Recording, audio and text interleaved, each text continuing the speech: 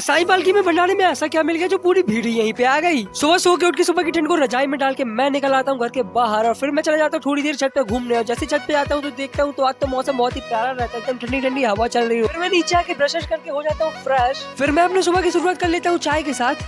फिर मैं घूमते फिरते आ जाता हूँ बाहर और यहाँ पे अमन भाई को लेके मैं चले जाता हूँ दवाई की दुकान और यहाँ से लेने चला जाता हूँ दवाई। पर हम लोग जैसी दुकान में जाते तो वो दवाई ही नहीं रहती, तो दुकान वाला कहता हम शाम को मंगा देंगे। तो हम लोग फिर यहाँ से खाली याद घर लौटे आते हैं। और यहाँ पे हो रही थी साईं पालकी यात्रा के भंडारे की तैयारी और थोड़ी देर बाद मैं अपने दोस्तों के साथ निकल जाता हूँ साईं पालकी यात्रा के लिए। और फिर थोड़ी देर बाद हम लोग पहुंच जाते साईं पालकी यात्रा में। हम लोग जैसे यहाँ पे पहुंचते तो यहाँ पे हो रही होती है आरती और आरती में भी बहुत ज्यादा भीड़ थी, इसलिए हमें किनारे पे जाके खड़ा होना पड़ा। और आरती खत्म होने के बाद साईं बाबा की यात्रा निकल चुकी थी पूरे कंचनपुर के भ्रमण के लिए। और साईं पालकी यात्रा में तो पूरे कंचनपुर ही आ गया, जिसके कारण यहाँ पे बहुत ही ज्यादा भीड़ थी और यहाँ पे तो चलना भी मुश्किल था। यहाँ पे तो हमारे अंचल भाई केला लेके ही घूम रहे थे। और इसी यात्रा में मेरे को दोस्त मिल गए जो की पालकी को कंधा दे रहे थे। और यहाँ पे लड़कियों का तो अलग ही डांस चल रहा था। और इसी के साथ हमारा आज का मिनी ब्लॉग भी यहीं पे हो जाता है